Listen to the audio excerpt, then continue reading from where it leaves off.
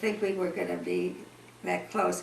But as we spent more time together and as we got to know each other, it didn't take very long. So by the time we were 15 and a half, 16, we were an item. Yeah. Yeah. And so we spent a lot of time together then. By the time we were 18 and a half, we were married. 19. Oh, I was 18 and you were 19. just Oh, about. oh, no, not quite 19. Anyway, The military. we spent a lot of time together and we talked a lot about Israel. And it was our goal from the time we were 15 to, right? Yeah. Yeah. Except didn't get drafted. He was going to be drafted, so he enlisted. But he enlisted because he wanted to be in the Air Force. And when he got into the Army, we just decided it would be really nice if we were married. Because then we could see each other as long as it was possible. And so we sprung that on our parents, who were not that thrilled. But we didn't have, one of these fancy marriages. I got on a train. It was hard to get a ticket and travel 3 days and 2 nights to get to Walla Walla, Washington, where he was waiting for me. He looked so different in his soldiers, by justice of the peace. There was no rabbi around. He pulled in a couple of witnesses off the hall, but we were very happy. And you could go on from there. okay. Next 2 years were the Army.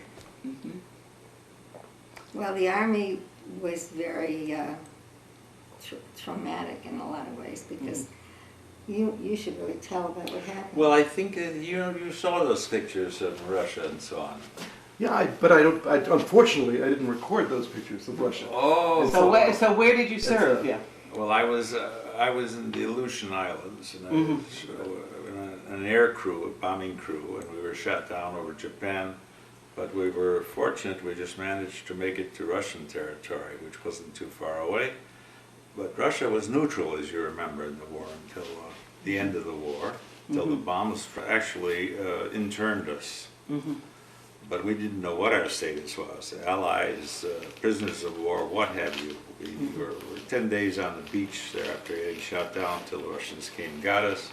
And then I spent 7 months in Russia as a guest of the Soviet Union until they arranged for a fake escape with the collaboration of the Americans to get us back to the American forces. That's right. But they entered the war against Japan after the bomb was dropped against Nagasaki and Hiroshima.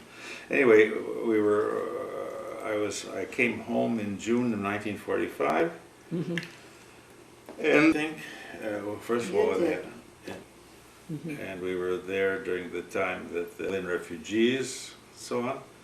And we were there during most of that time until actually we returned to the States briefly because of a family emergency.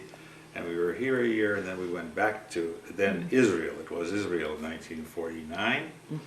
And we went back to Israel in 49. Degree there, and I came back to Chicago to study psychology. Okay. So did you fight? Haganah, not in the Haganah. regular army. We were students, actually. Both of He us. was a student, and I was a spouse because I had already graduated college.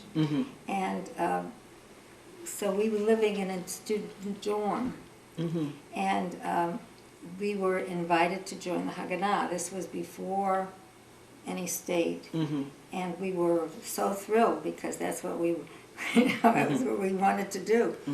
And they had this little secret walk through the various parts of Jerusalem until you came to this place and up the stairs, and then you came into a room, each one by themselves, and the people were behind a screen and they asked you questions. It was really kind of impressive, and then you had to swear on the Bible.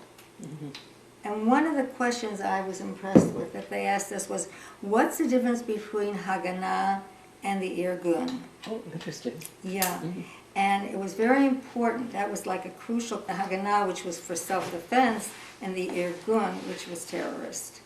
So we passed, and we were both inducted into the Haganah. And then Marty did some of their,